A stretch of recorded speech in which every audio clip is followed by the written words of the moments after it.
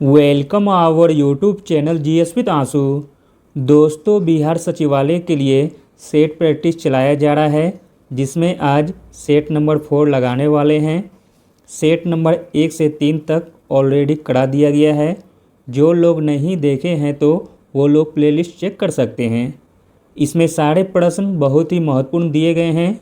जो लोग 67वीं BPSC PT की तैयारी कर रहे हैं तो वो लोग भी इस सेट को ज़रूर लगाएं। वीडियो स्टार्ट करने से पहले दोस्तों, आप लोगों से एक ही रिक्वेस्ट है, प्लीज़ वीडियो को लाइक एंड शेयर करें। कंटेंट तैयार करने में बहुत ही मेहनत किया जाता है।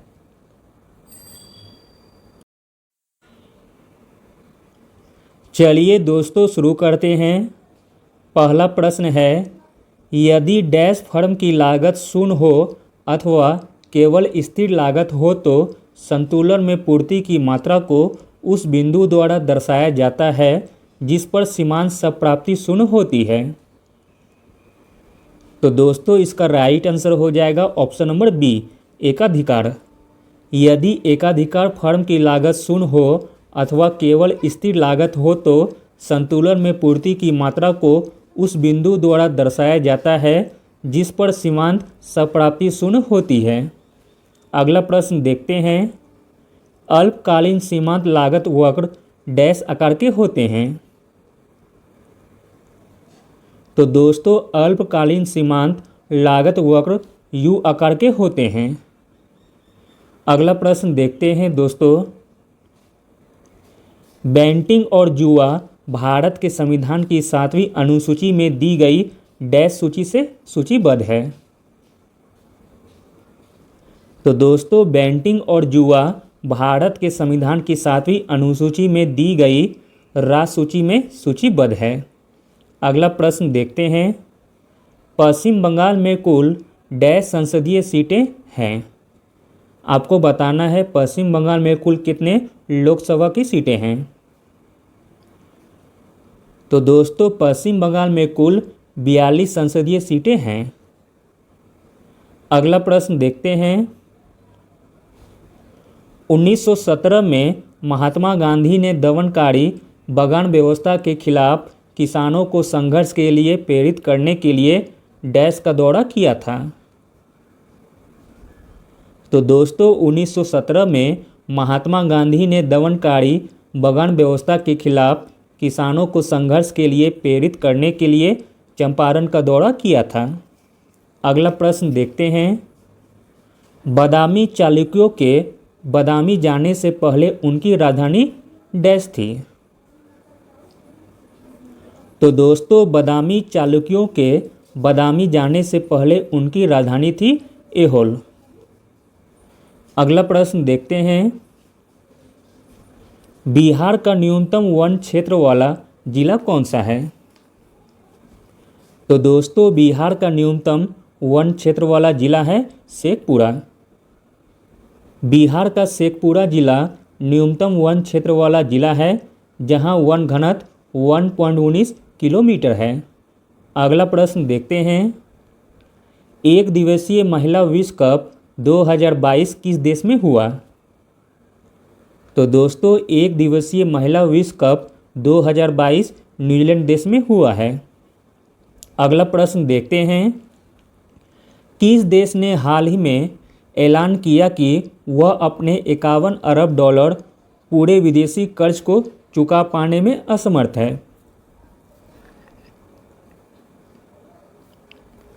तो दोस्तों, वह देश है श्रीलंका। श्रीलंका देश ने हाल ही में ऐलान किया कि वह अपने 51 अरब डॉलर के पूरे विदेशी कर्ज को चुकाने में असमर्थ है। अगला प्रश्न देखते हैं। विश्व पार्किंसन दिवस निम्न में से किस दिन मनाया जाता है। तो दोस्तों, विश्व पार्किंसन दिवस मनाया जाता है 11 अप्रैल को। अगला प्रश्न देखते हैं। किस प्रसिद्ध असमिया कवि को हाल ही में 56वें ज्ञानपीठ पुरस्कार से नवाजा गया है। तो दोस्तों, वह कवि हैं नीलमणि फुक्कन। नीलमणि फुक्कन जी को 56वें ज्ञानपीठ पुरस्कार से नवाजा गया है। अगला प्रश्न देखते हैं दोस्तों। विश्व की सबसे लंबी और सबसे गहरी रेल सुरंग गोथार्ड बेस सुरंग किस देश में स्थित है? तो दोस्तों विश्व की सबसे लंबी और सबसे गहरी रेल सुरंग गोथार्ड बेस सुरंग स्थित है स्विट्जरलैंड में। अगला प्रश्न देखते हैं, सीडो का संबंध किसके विकास से है? तो दोस्तों सीडो का संबंध है लघु उद्योग के विकास से। सीडो की स्थापना हुई थी दोस्तों 1954 में। अगला प्रश्न देखते हैं, व्हीलर द्वीप का नया नाम क्या है? तो दोस्तों व्हीलर द्वीप का नया नाम है अबुल कलाम द्वीप, जो कि उड़ीसा राज्य में स्थित है। अगला प्रश्न देखते हैं, ऑपरेशन ग्रीन योजना का संबंध किससे है? तो दोस्तों ऑपरेशन ग्रीन योजना का संबंध है फल और सब्जी से। अगला प्रश्न देखते हैं, जल चौगन यानी कि पोलो की एक टीम में कितने खिलाड़ी होते हैं? तो दोस्तों पोलो की एक टीम में खिलाड़ी होते हैं 7। अगला प्रश्न देखते हैं दोस्तों, माधुरी दीक्षित किस भारतीय नृत्य कला से संबंधित है? तो दोस्तों माधुरी दीक्षित संबंधित है कथक नृत्य कला से। अगला प्रश्न देखते हैं, किस राज्य की कांगड़ा चाय को यूरोपीय आयोग से जीआई टैग मिलेगा? तो दोस्तों हिमाचल प्रदेश राज्य की कांगड़ा चाय को यूरोपीय आयोग से जीआई टैग मिलेगा। अगला प्रश्न देखते हैं, माई स्टोरी किस प्रसिद्ध क्रिकेट खिलाड़ी की जीवनी है? तो दोस्तों माई स्टोरी जीवनी है माइकल क्लार्क की। अगला प्रश्न देखते हैं, निम्न में से कौन सा देश 2026 राष्ट्रमंडल खेलों की मेजबानी करेगा? तो दोस्तों वह देश है ऑस्ट्रेलिया। ऑस्ट्रेलिया देश 2026 राष्ट्रमंडल खेलों की मेजबानी करेगा। अगला प्रश्न देखते हैं, निम्नलिखित में से कौन सा देश सार्क का सदस्य नहीं है? तो दोस्तों इसमें हो जाएगा चीन, जो कि सार्क का सदस्य नहीं है। सार्क देश में दोस्तों टोटल 8 देश हैं, जिनके नाम हैं अफगानिस्तान, बांग्लादेश, भूटान, भारत, मालदीव, नेपाल, श्रीलंका और पाकिस्तान। अगला प्रश्न देखते हैं, गौतम बुद्ध द्वारा अपने धर्म में दीक्षित किया जाने वाला अंतिम व्यक्ति निम्नलिखित में से कौन था? तो दोस्तों वह अंतिम व्यक्ति था सुभद्र। अगला प्रश्न देखते हैं, बौद्ध शिक्षा का केंद्र है? तो दोस्तों बौद्ध शिक्षा का केंद्र है विक्रमशिला, जो कि बिहार राज्य के भागलपुर जिले में स्थित था। अगला प्रश्न देखते हैं, गणित की पुस्तक लीलावती के लेखक कौन थे? तो दोस्तों लीलावती के लेखक थे भास्कराचार्य। अगला प्रश्न देखते हैं, द्वार समुद्र किस राजवंश की राजधानी थी? तो दोस्तों द्वार समुद्र राजधानी थी होयसल राजवंश की। अगला प्रश्न देखते हैं, किस मुगल शासक का मकबरा भारत में नहीं है? तो दोस्तों वह शासक है बाबर, जिनका मकबरा भारत में नहीं है। बाबर और जहांगीर 2 ऐसे मुगल शासक हैं जिनका मकबरा विदेशों में है। बाबर का मकबरा काबुल में है और जहांगीर का मकबरा शाहदरा लाहौर में स्थित है।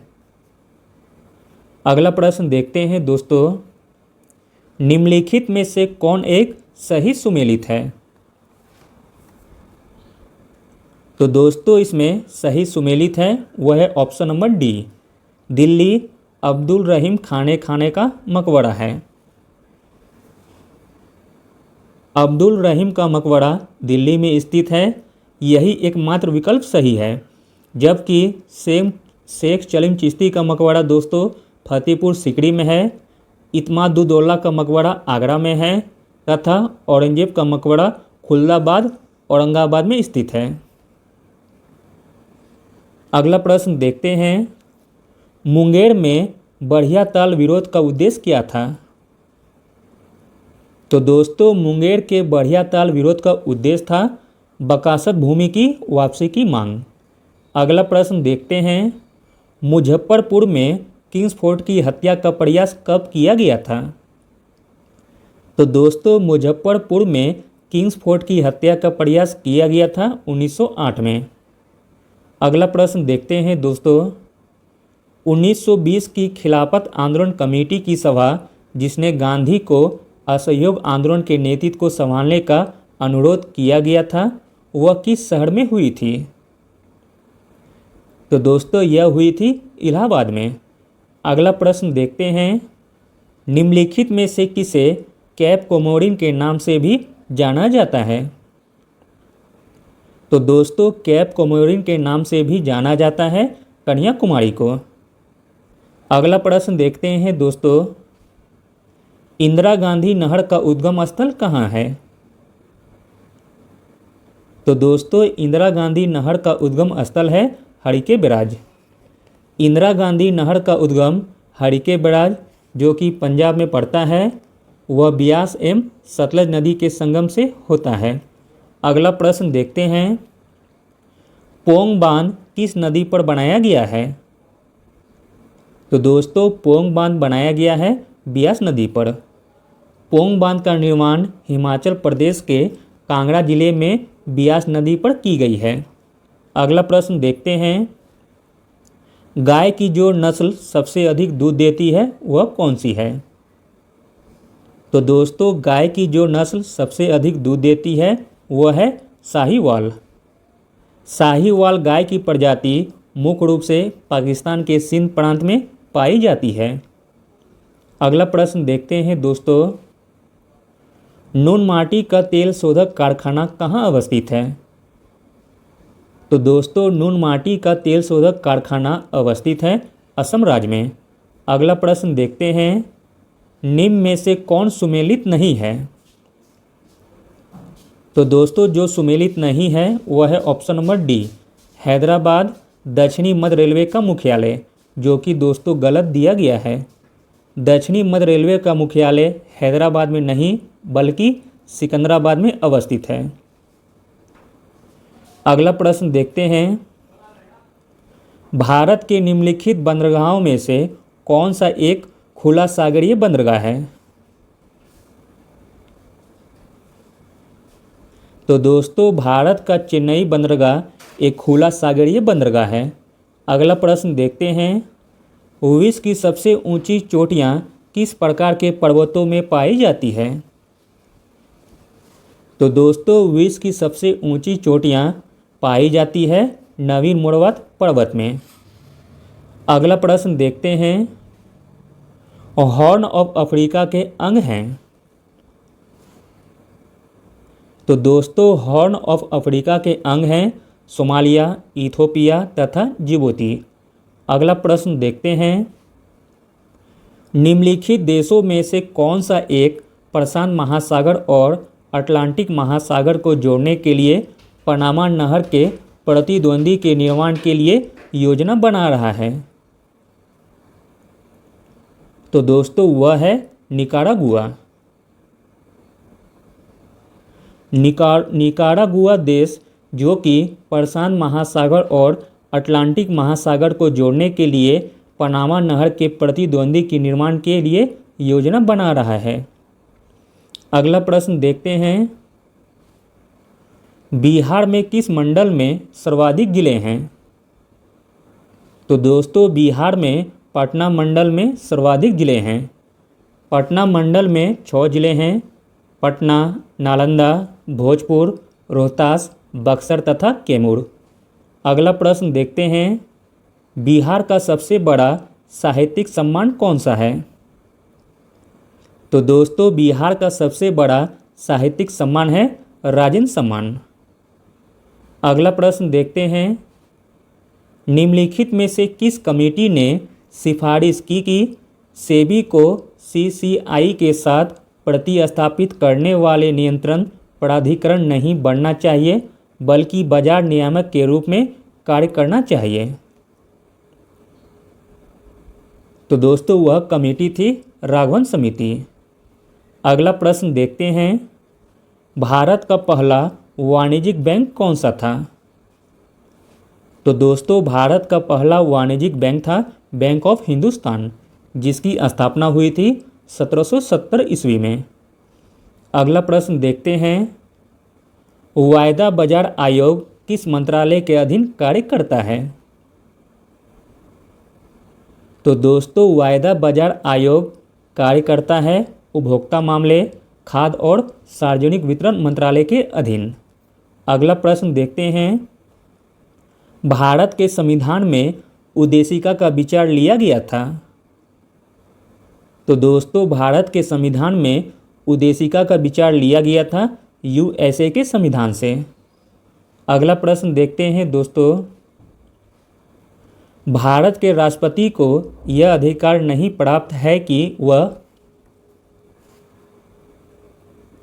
तो दोस्तों भारत के राष्ट्रपति को यह अधिकार नहीं प्राप्त है कि वह सर्वोच्च न्यायालय के न्यायाधीश को हटाएं। अगला प्रश्न देखते हैं, कानूनी विषयों पर राज्य सरकार को कौन परामर्श देता है? तो दोस्तों कानूनी विषयों पर राज्य सरकार को परामर्श देता है एडवोकेट जनरल। अगला प्रश्न देखते हैं, अगला प्रश्न है दोस्तों, निम्नलिखित में से कौन से मामले उच्च न्यायालय और उच्चतम न्यायालय के अधिकारिता में आते हैं? तो दोस्तों वह मामले हैं मूल अधिकार का प्रवर्तन। मूल अधिकारों का प्रवर्तन उच्च न्यायालय और उच्चतम न्यायालय के अधिकारिता में आते हैं।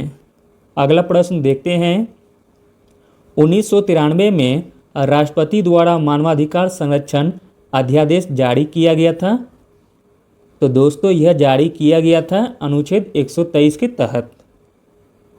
अगला प्रश्न देखते हैं, बिजली से धातु चढ़ाना यानी कि गैल्वेनीकरण की प्रक्रिया में लोहे पर क्या जम जाता है? तो दोस्तों लोहे पर जम जाता है जस्ता। अगला प्रश्न देखते हैं, लाल रक्त कोशिकाओं को डैश के रूप में भी जाना जाता है? तो दोस्तों लाल रक्त कोशिकाओं को जाना जाता है एरिथ्रोसाइट के रूप में भी।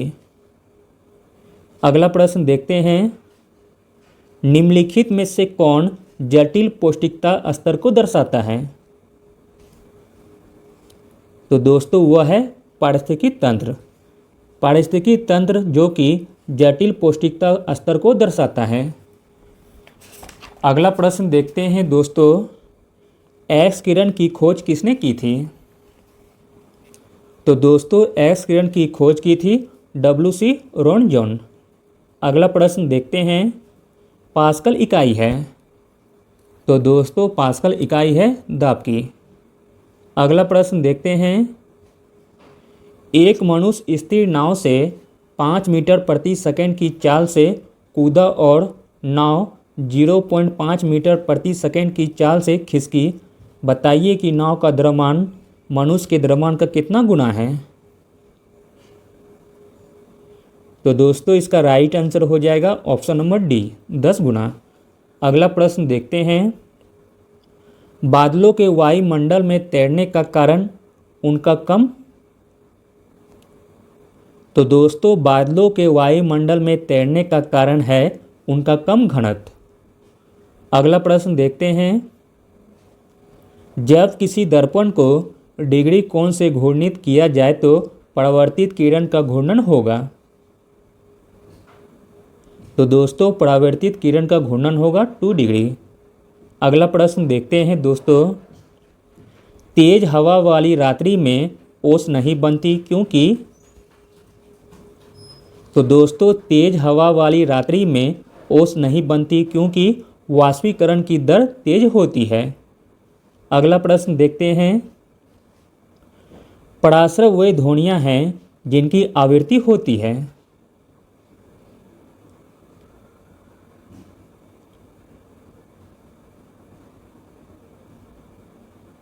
तो दोस्तों पराश्रय वे ध्वनियाँ हैं जिनकी आवृत्ति होती है 20 हर्ट्ज से अधिक।